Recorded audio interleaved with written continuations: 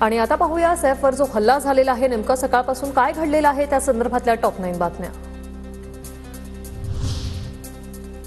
सैफ अली खानवर हल्ला करणाऱ्या चोराचा CCTV video, हल्लेखोर इमारतीतील पायऱ्यांवरून सैफच्या घरात शिरल्याचं स्पष्ट।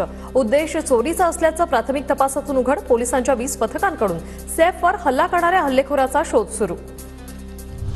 सैफ अली खानकडे हल्लेखोराने 1 कोटी रुपयांची मागणी केली। हल्ला प्रकरणात एफआयआर मध्ये 1 कोटी रुपये मागितल्याचा उल्लेख। 1 कोटीच्या मागणीवरून आरोपी आणि सैफच्या घरातील मोलकरणीत वाद झाल्याचाही दावा।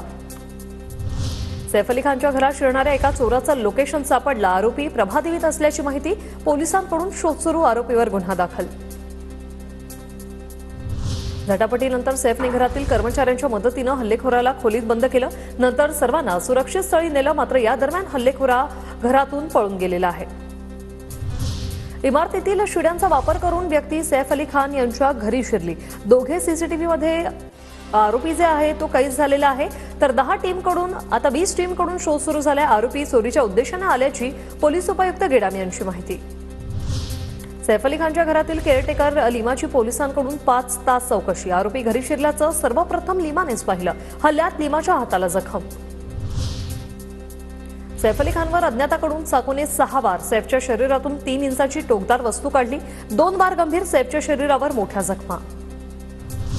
सैफ अली खानवरील हल्ला प्रकरणात कलम 311, 312, 331(4), 331(6) नुसार कारवाई। लुटीच्या उद्देशानं गंभीर जखमी करणं, जीविताला धोका निर्माण केल्याचं कलम लावण्यात आलं।